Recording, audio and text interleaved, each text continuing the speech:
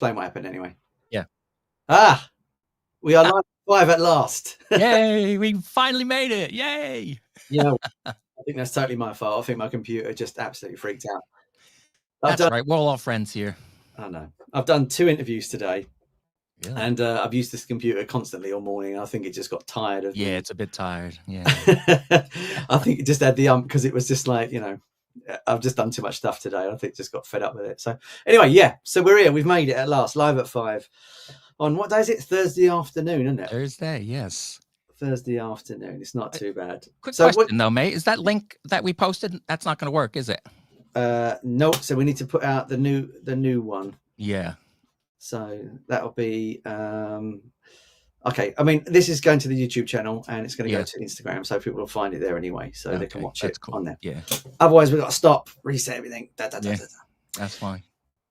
Anyway, we've made it. So tell me, music today. Have you listened to much music today? Yeah, I have actually. It was quite good. Yeah. Okay, what you done? I listened to one of these albums here. 1 second. Let me reach it down here. Here we go. My good old friend Elvis Costello. Oh, nice. What one's that one? My Aim Is True, his debut 1977 album. Nice. You know that one, mate? I've heard of it, yeah. Has it got Alison on it and stuff like that? It does have Alison on it. Yeah. It's got Watching the Detectives, Welcome to the Working Week. It's Miracle Man. It's got so many great songs, mate. Right. Less Than Zero. Fantastic song. Waiting for the World to End is one of my favorites as well. Nice. But Alison, as you mentioned, Alison, I had a girlfriend in high school called Alison. Right. Okay. And I remember singing this to her all the time. She didn't like it much. Yeah, you wonder why she dumped you. She did. She did dump me. Excellent. But yeah, I loved him. You know, Elvis, Elvis Costello, not to be confused with the Elvis, you know. Yeah.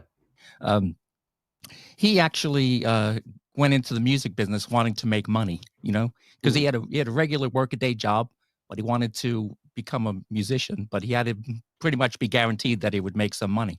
Right. I don't know how he got away with it, though. You can't do that these days, can you? I think his dad sold ice cream as well or something like that. Really? His dad had something to do with some ice cream. I can't remember what it was. It's some weird story like that. Like his dad did something. I remember his first TV performance was in an advert.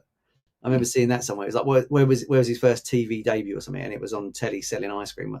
Maybe it's an ice cream advert. Maybe that's what I'm getting muddled. Oh, right. Yeah. We'll have to find it on YouTube for the next edition of it on or something. Yeah.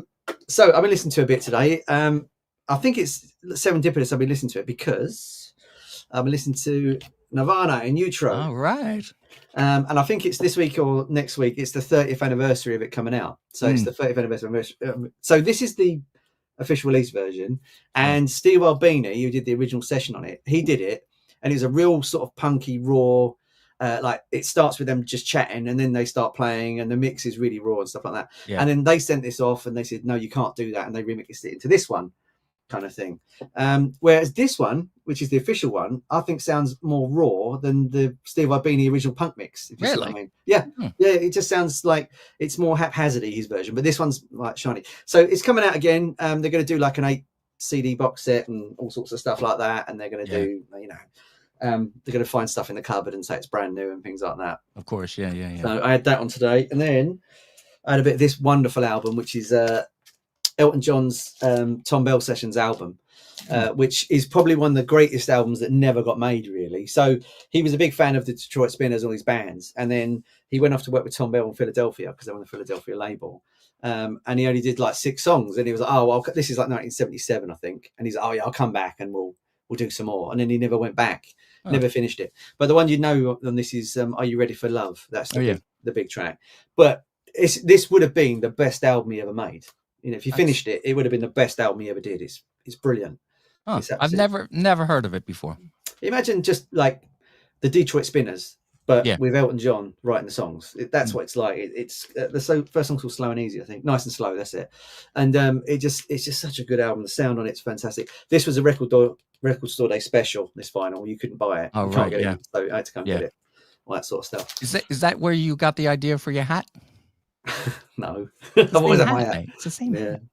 And then finally, I've been listening to. I went on holiday and went record shopping because if there's a record shop, I've got to stick my nose in it. Yes, I've been listening to a bit of prog rock, a bit of Yes. Not sure what I think about it, to be honest with you. It's not bad. Like I got this one, which is Tales from a I can't say it. Tales from a Topographic Ocean, is it? Mm-hmm. And they said this is the better one of the two, but I think this one's better because it's more Really? coherent. Yeah. They say if you can get to the third side of this, you're hardcore.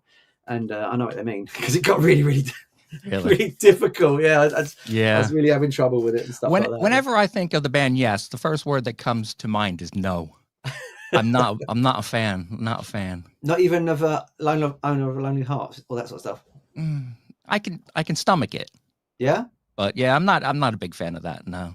It's like, it reminds me of, I know it has nothing to do with it, but Tubular Bells. Oh my God. Oh, come on. That's great. That's really, really no, great. I know. I'm in a minority, but no, I can't listen to it. Oh, it's amazing. So I've had a busy day. I've done 2 interviews for the podcast today. We'll put links to our podcasts on the bottom here. Interviewed Paul Da Vinci first thing this morning, who had a hit with Your Baby Ain't Your Baby Anymore, and Sugar Baby Love. Interestingly, he got he sung on one of the tracks, said, I'm not going to join the band, but you can use it, and then basically got wiped off. So he doesn't get any credit. So it's his voice on Sugar Baby Love, but another guy said he sung it, and he keeps taking the credit and things like that. Wow. So we discussed that a bit. That was quite interesting. And the second one, which I had about just an hour before we came on, which is why my computer probably didn't want to work, was a guy called Simon Williams, and he run Panda Records. And they were responsible for signing Coldplay to their first record deal and Keane to the first record deal. Wow.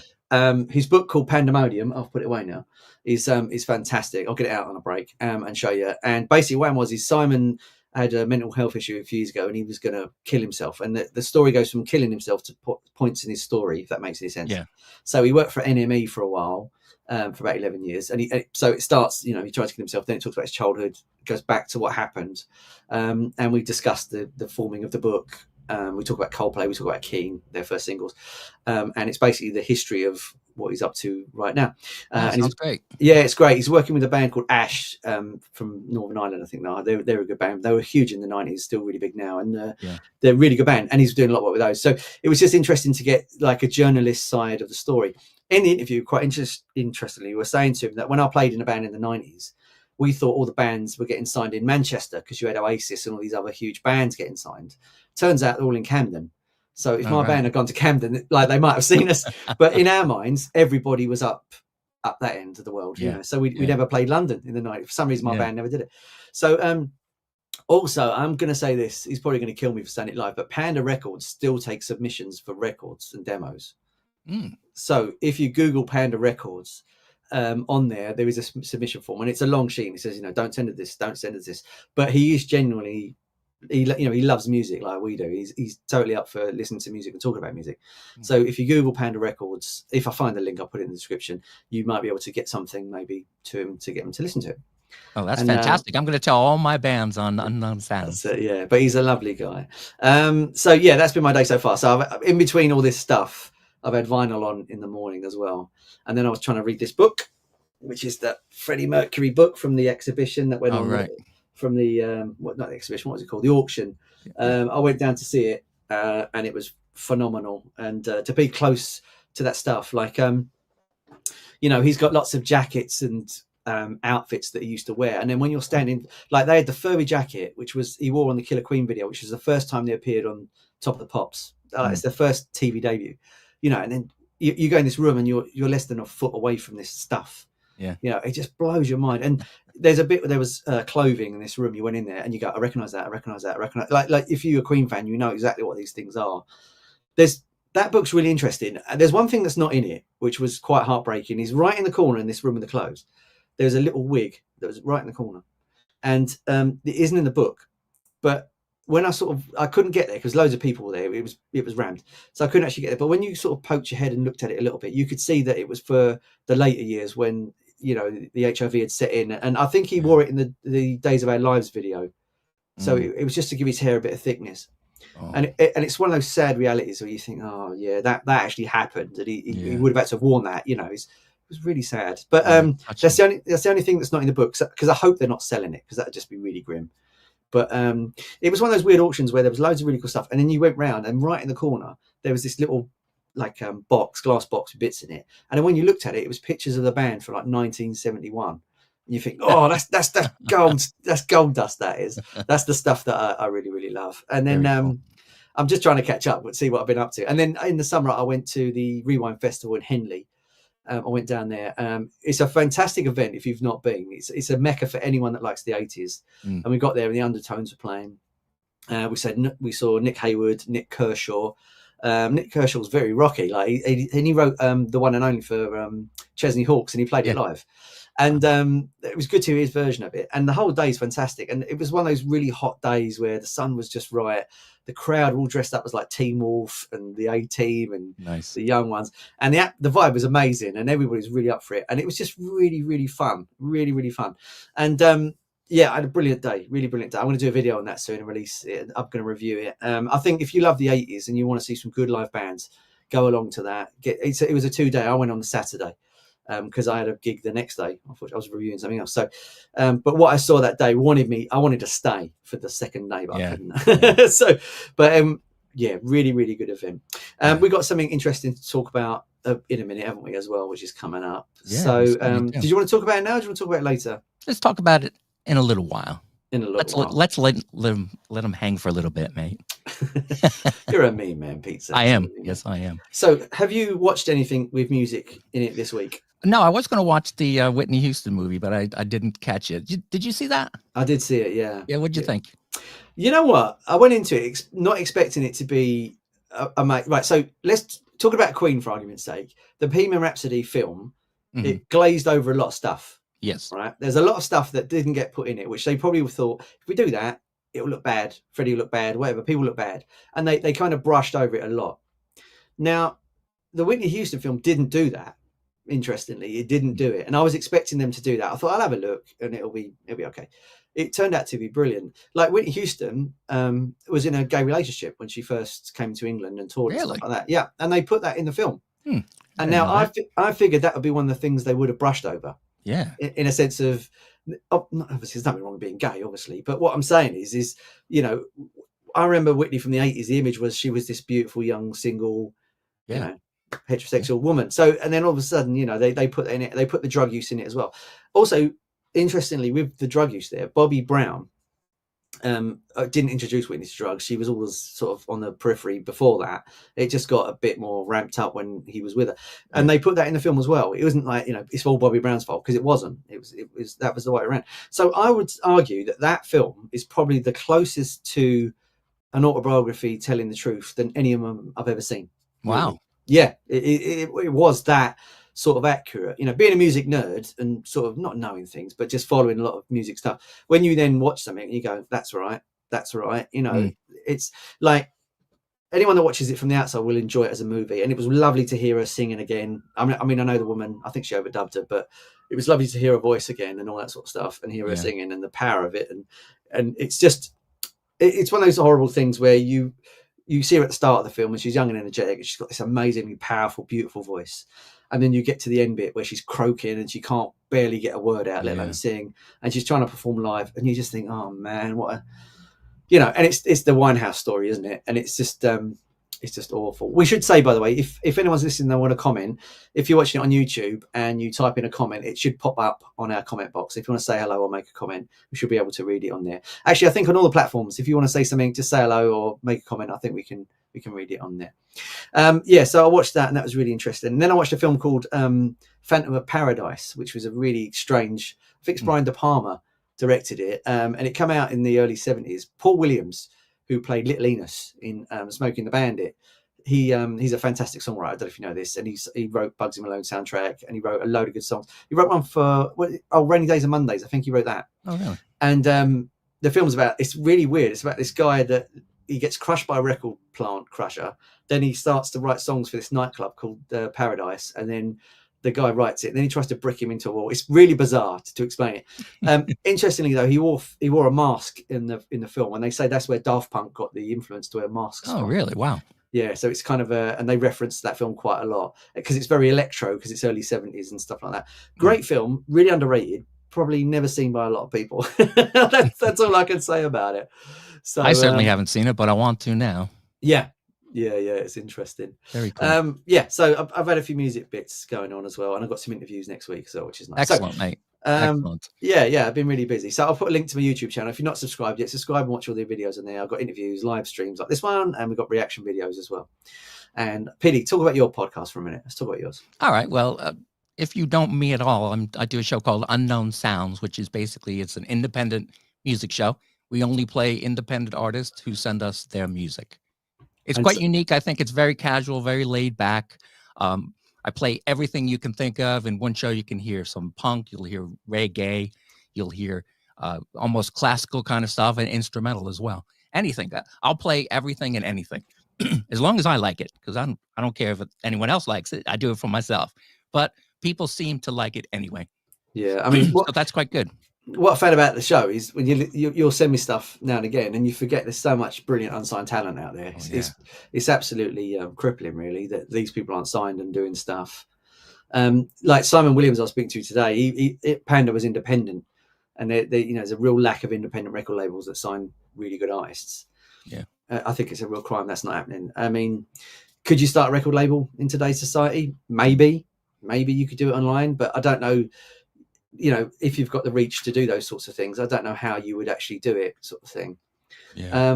Glenn Roberts. Hello, Glenn. He says, I knew about Whitney's drug use in the 80s. As models and female singers, actors use it to keep their weight down. Absolutely bang on. Absolutely bang on, Glenn. Yeah, they did that. They did a lot of that sort of stuff. Yeah.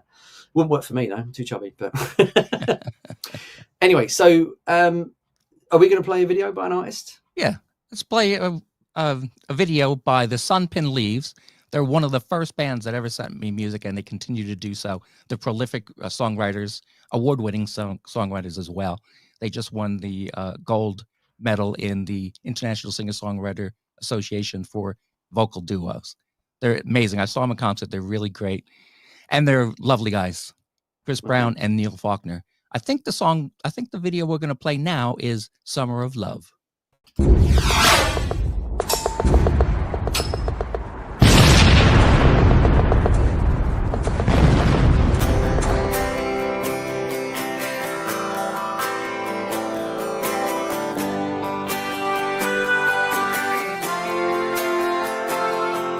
I'm sick of the news, 'cause all I hear is political scandal and war.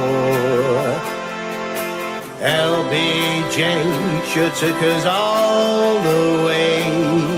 Now Tricky Dick is promising more.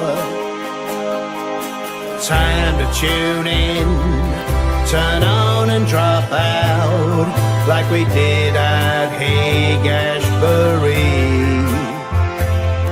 We can turn this rotten world around if we treat one another like sisters and brothers.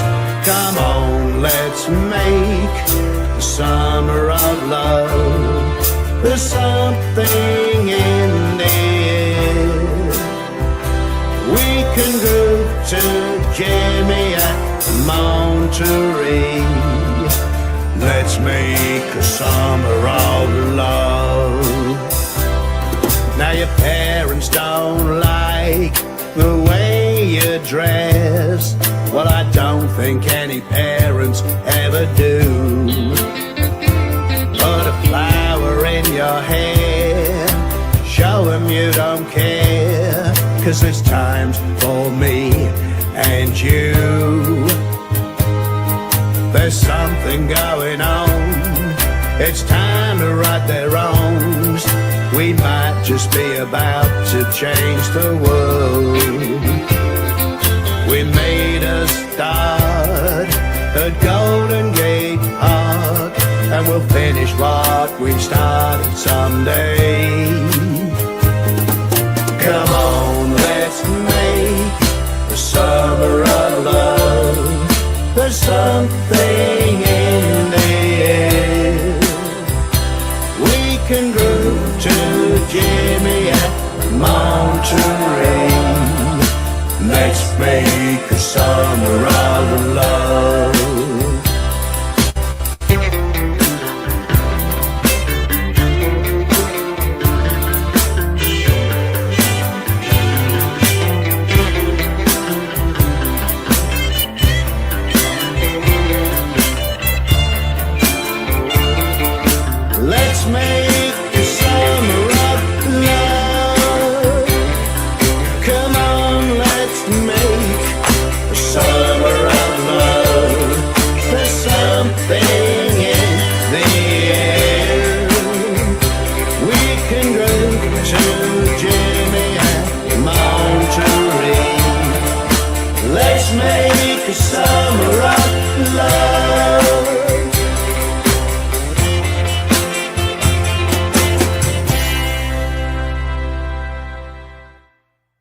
Nice. Summer of Love by the Sunpin Leaves. Fantastic. Nice. Yeah, that's off their album Altered States. One of, I believe they have 5 albums now in the last 4 years they put out. They're always putting out new stuff. It's great.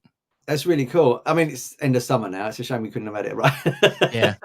At the start of the year. Timeless too, because I love all the being American. It's a very American song, isn't it? It's all about the political aspects of the Summer of Love, 1967. It was, with Tricky Dicky and Nixon and all that. It's really, really quite good.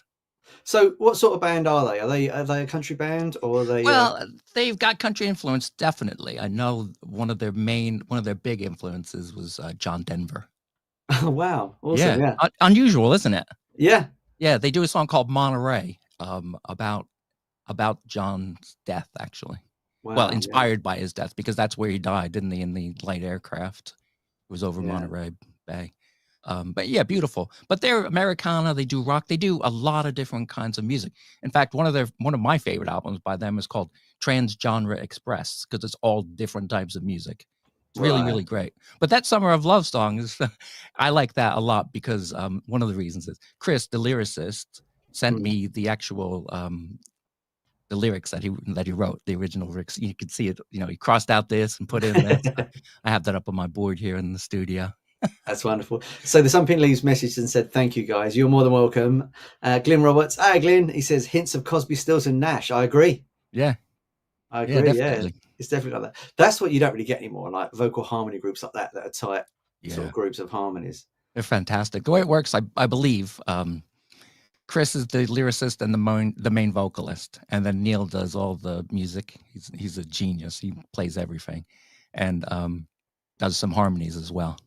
Fantastic. So Diggsy, I think it's Diggs BT7 says, "Hey, what's up, G?"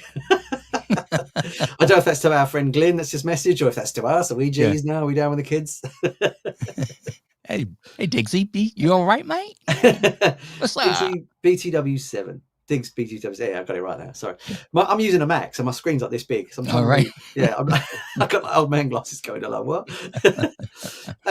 Yeah. So that's the sort of music that people can send into the show, can't they? They can send anything in. Of course, yeah. Yeah, they can send in anything. I'll have a listen, and if I think it's appropriate, I'll do it. Just another thing about the Sunpin Leaves. Some people probably know Chris was supposed to join us today on this chat.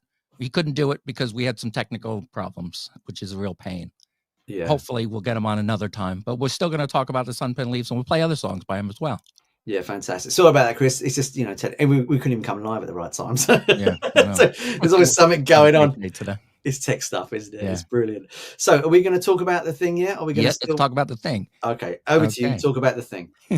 Well, my dream has always been to have a live gig for Unknown Sounds artists, and it is happening. Yay, big fanfare. Yeah.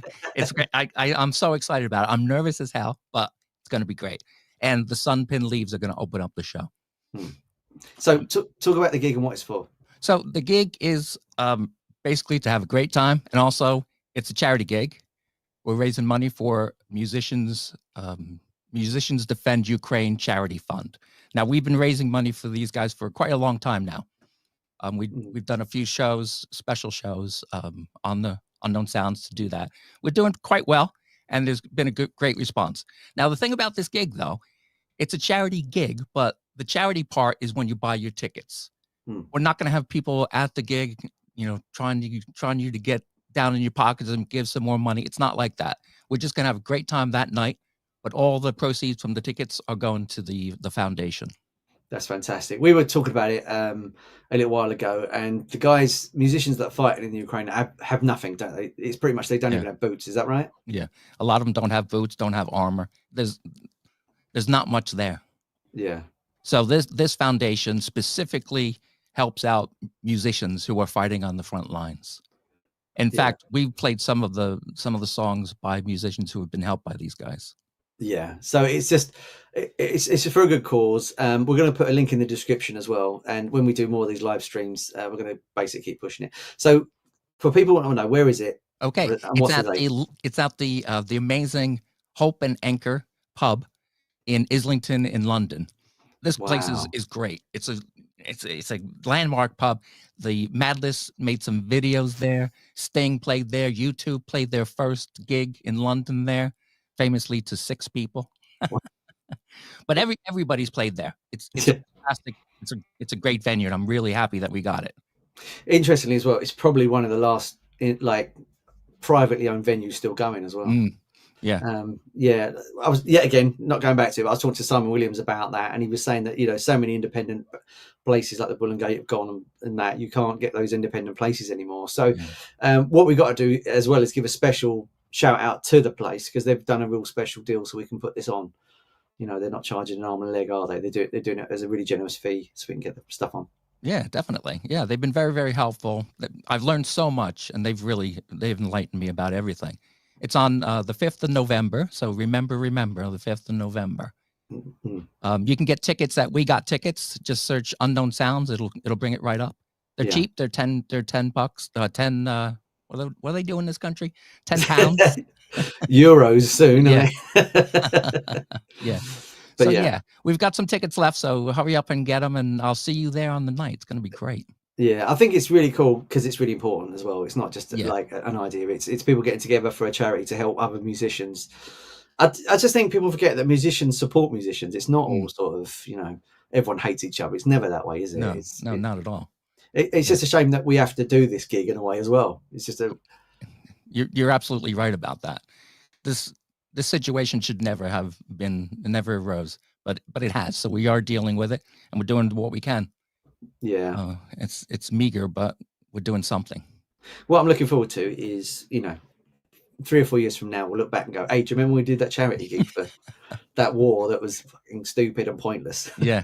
Yeah. I mean, we will get to look back at it like that and say, you know, we did something at the time. It's nice that we're doing something for musicians. And yeah, definitely. Doing something. It's great. So is the plan to do this one for charity and then just to keep rolling with the gigs and do some more for the unsigned? Well, you know what? I made a mistake. When I first got this thing together, what I did was I emailed most of the bands that I played on Unknown Sounds to see if there was any interest. Oh my gosh, mate.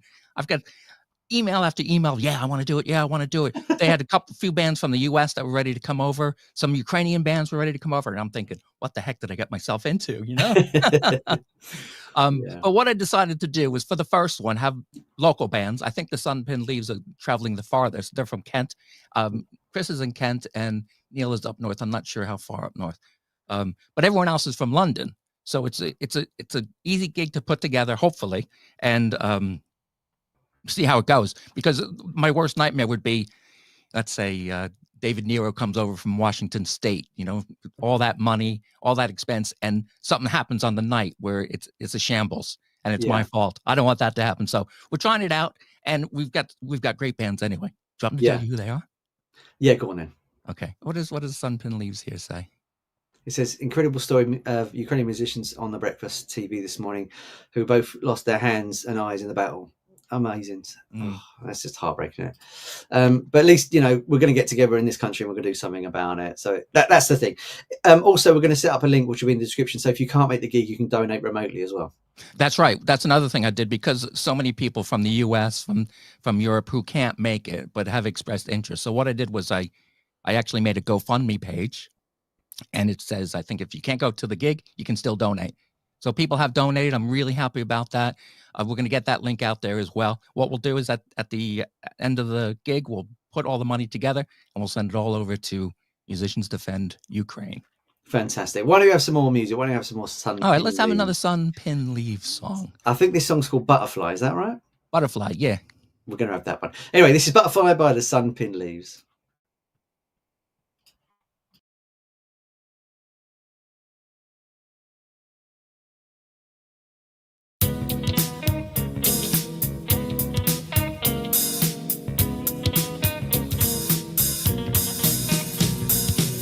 Another bad night in my ship of dreams, chasing dark shadows from the corners of my eyes. It's like a moth fluttering in my brain. My mind gives up on a battle it can win. I descend the stairs, oh so sleepy I could fall in this house. and throwing patterns in my hole.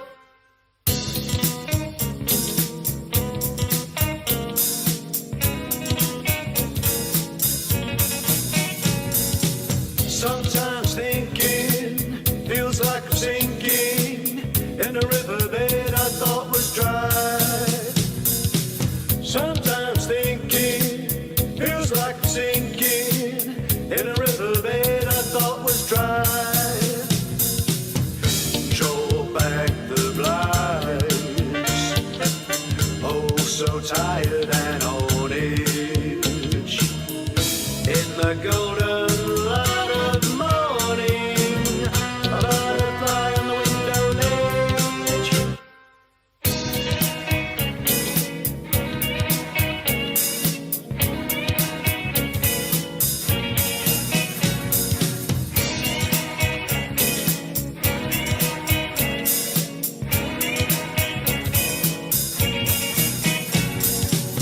I hold it in my hands, nervous I might hurt its wings. Outside the house, my hands unfold. Watch as my butterfly he soars. Sometimes thinking feels like I'm sinking in a riverbed I thought was dry. Sometimes thinking feels like I'm sinking. Wish I could feel like a butterfly. Sometimes thinking feels like I'm sinking in a riverbed I thought was dry. Sometimes thinking feels like I'm sinking. Wish I could feel like a butterfly. Sometimes thinking feels like I'm sinking. Wish I could feel like a butterfly.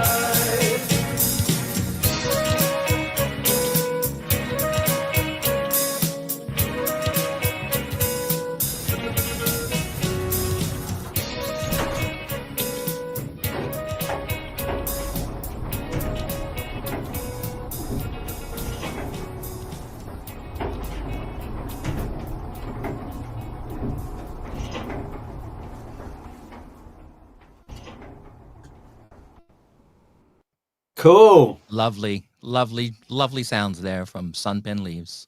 I got a sort of Style Council sort of late jam vibes from that. Yeah, Yeah. definitely. Like I said, that's from Trans Genre Express, and Yeah. all those songs are really, really different. I love that one. In fact, the very first song they sent me is off that album. It's called, oh my God, I can't remember Don't Ever Get Old, Robbie. Don't Ever Get Old. It's a beautiful song about death, but it was so out of left field. Chris is probably going to remind me the name of the song in a second here.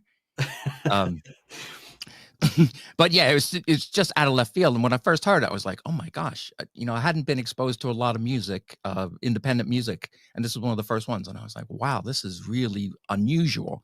And I didn't know if I liked it or not.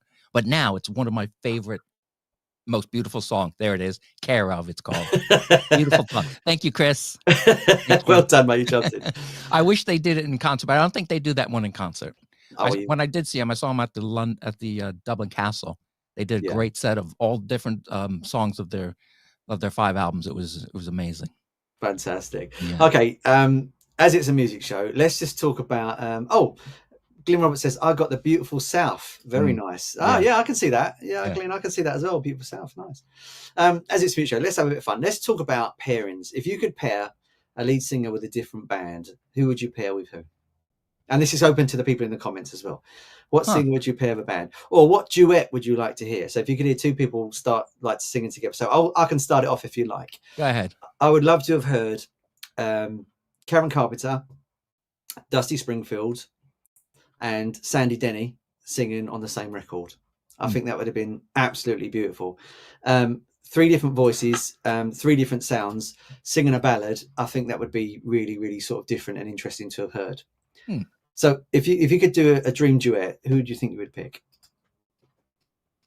Well, I have quite different tastes. It doesn't matter. It doesn't matter. It's fine. Yeah, I would like to hear something like Kurt Cobain do like ballad type things. Nice. You know? Yeah. Like a just a soft, heartfelt love song I like to hear.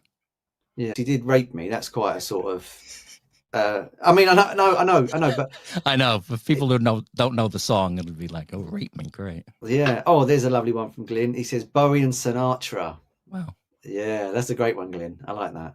Do you know what I'd like to have done? Sinatra and Rage Against the Machine. Oh, yeah. I think that would have been really interesting as a mix. That would be really interesting. And Sunbeam Leaves, Katie Lang and Karen Carpenter. That's a great one. Nice. Yeah. Yeah. So doing a country song, I wonder, or would they do a sort of Karen Carpenter's Rainy Days and Mondays? Oh, imagine them two, Rainy Days and Mondays. Yeah. One verse each. The thing is, now you've got one more. Hang on, let's do that one. Kurt Cobain and Dionne Warwick. Nice. Yeah, nice mix on that. The interesting thing now is with the rise of AI, we can talk about these things as an idea and a joke, but these things could actually happen now. Definitely. And it could get to the point where I could sit in my little, music den here and actually create those songs. I know. And put them together, and it could actually be a really interesting idea. Like I was talking to someone about AI the other day. Is it dangerous? Is it a good idea, or is it a dangerous idea? And I think for music production, in the sense of they redid the Beatles songs recently and they made them sound really nice. Yes, it's a brilliant idea. Is it wise to do Glyn, who's watching, he knows we're both huge Beatles fans. But is it a good idea to do John Lennon's voice on AI? No. Why? Because it's not him. It's just not him. This is the thing. AI can write songs now, right? They can write hit songs, but do you want to hear those kind of songs? They may be great. They may be great, but there's no passion that goes into it. You know what I mean? All right. So what if you can program, say, vibrato in the voice to give it a bit more passion, not emotion, but you can make it wobble slightly as if it was sort of semi-upset? Then would you be interested? Yeah. Well, no, I'm sure they could do all of this, but what's behind it? It's like people who use the AI to write things. You don't have the skill for that writing. So I'm not going to know if it's AI or not, but I would assume that it would be the person who is writing that, who wouldn't just go to a program and say, write something about this topic. I think it's hollow.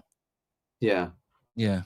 So I think the ink test will be one day if they bring out a song and then you put that out and then you sort of say, is it them or not? And you don't know.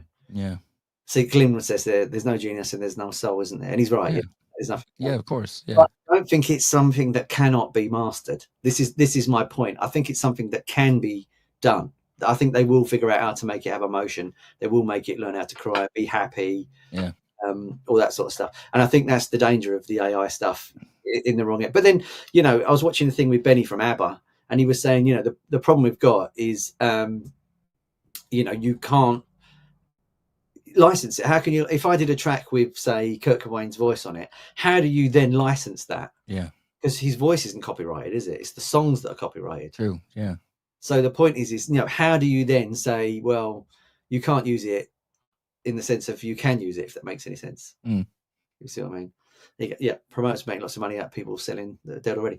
It's interesting, that point there from the Sunpen Lees, because I saw the ABBA Voyager thing recently, and that was amazing. And obviously they're not there, and it's in 4K with a live band. Though there's a live band playing that we got, so there is musicians in the room getting paid. Yeah. So is it fair enough if you use AI or a hologram with a person, as long as there's a live band playing, so someone musically gets paid? Yeah. Well, there's all different degrees of it, isn't there? Yeah.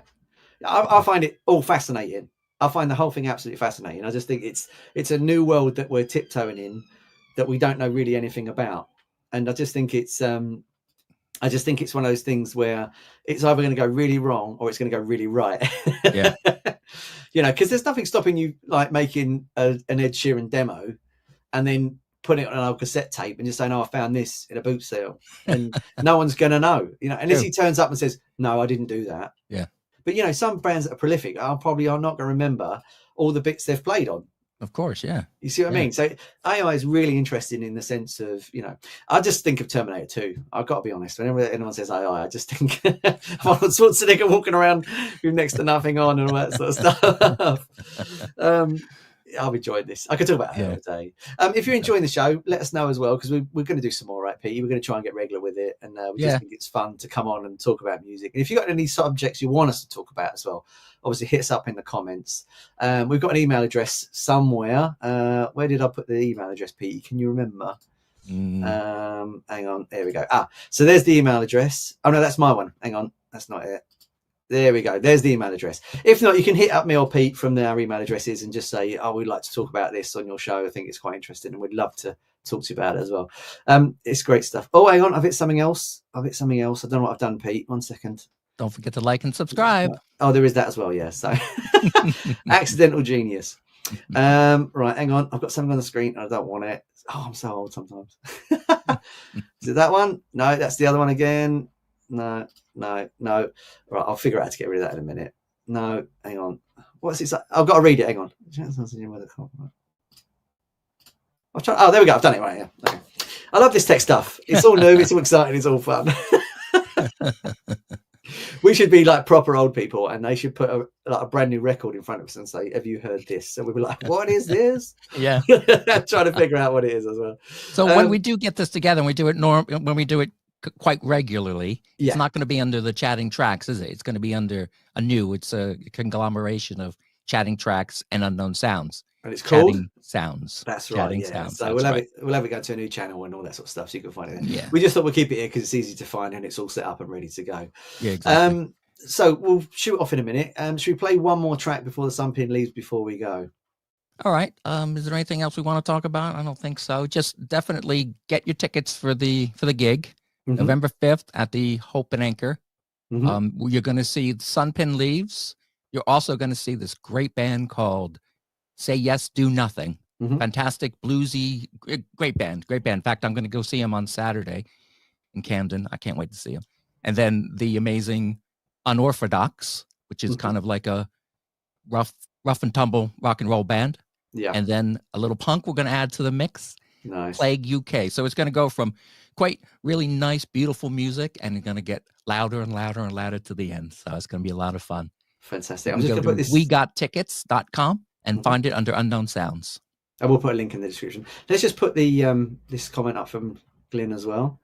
If an artist or acts is alive, it should work well if it's new Lennon material. Yeah, that's a good point as well. I like that.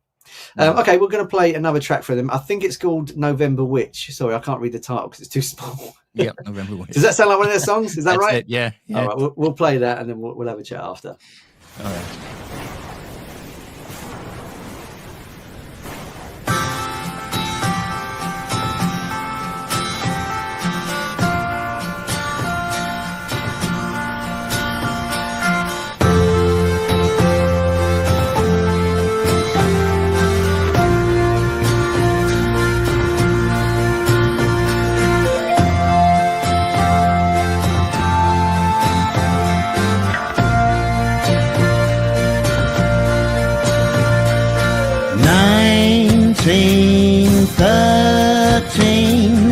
In the fall, something wicked cold. Sailors came to town, all lake unbound.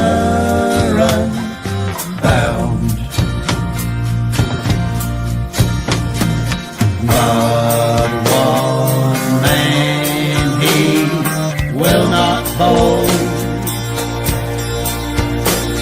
a fear they all would drown. The engineer thought him cowardly for his superstition, but he could not ignore the power of premonition. So the Charles S. Price left behind the shipmate. 28 men set sail for fame, cite and memorize all their names, so he could identify them when they met again.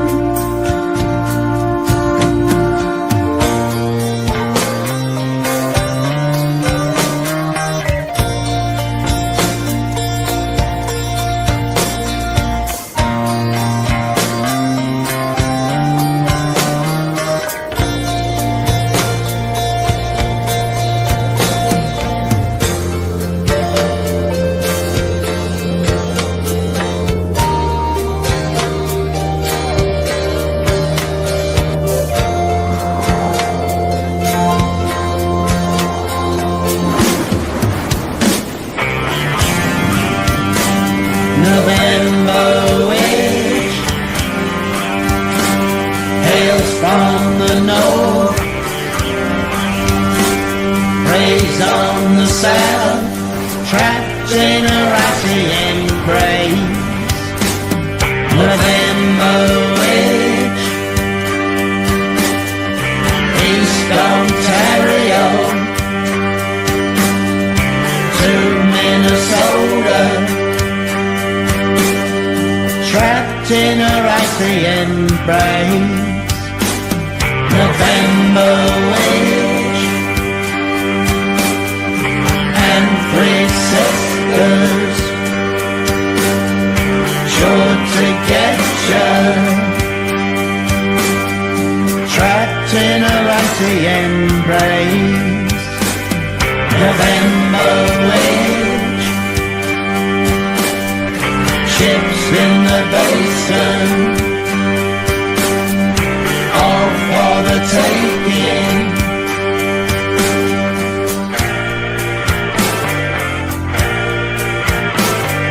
Trapped in a icy embrace.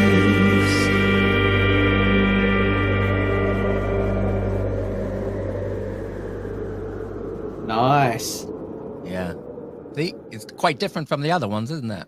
Well, it's one band with 3 different styles so far. Yeah, exactly. Yeah, I like it. It's really cool. It's Yeah. really, really cool. Really, really different.